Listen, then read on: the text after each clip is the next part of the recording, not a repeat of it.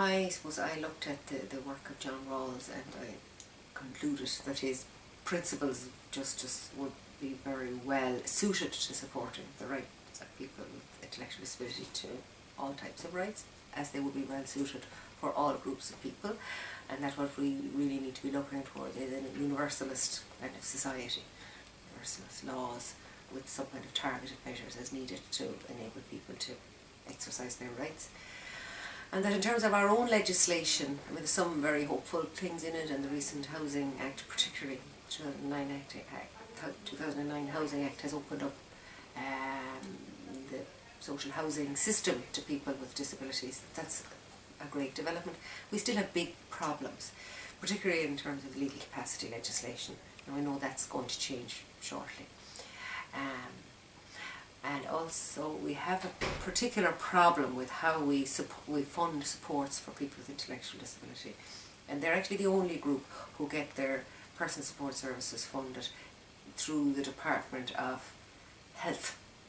So it comes through the HSE, not the only group, but one of the big groups. So say for example single parents who require low parent allowance, that comes through the Department of Social Protection.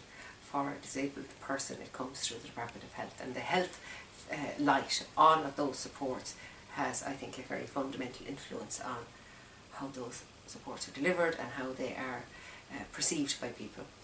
And it does mean, or appears to mean, that the supports that people have in residential services are confined to a health framework, and that has to shift.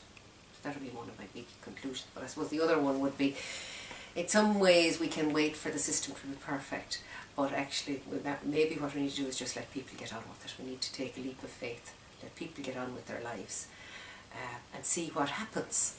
And maybe we seem to be so terrified that people are going to make a complete mess of their life and they're going to cause mayhem to their families and to society if we let them out and just live their lives.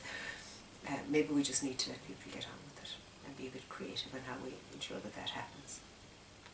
Well, my findings were, I suppose I looked at inclusive development and what that means in development aid, and looking at the role of the convention, and because the convention is the only international treaty that has a standalone article on development aid and international cooperation, that was an area I think which needs really to be explored. So my findings were, I suppose, at the very beginning, because it's a whole new area, but I looked at different agencies, bilateral donor agencies, and how they kind of approach including disability or mainstreaming disability, to use a word. And I suppose my findings were that we're still very much, much like what Noelin was saying, very much within a disability specific lens. We look at things through kind of, not necessarily from a health perspective in development, but through a disability specific lens, and that we need to move out of that and look into a much broader inequality framework and human rights framework. So that was, I suppose, in a nutshell, the kind of the headline in terms of my work, but also looking at as well how aid can improve the lives of people with disabilities in poor and low income countries, but that it, really this has to be rooted in government responsibility, that aid can only go so far in terms of the work that it does, in terms of the supports such that INGOs give, international NGOs, but that really governments need to be responsive about how they create systems that exclude people, and how they need to actually look at how to create policies that do not disadvantage disabled people. So that was, I suppose, broadly speaking, what my research findings were. Okay. And how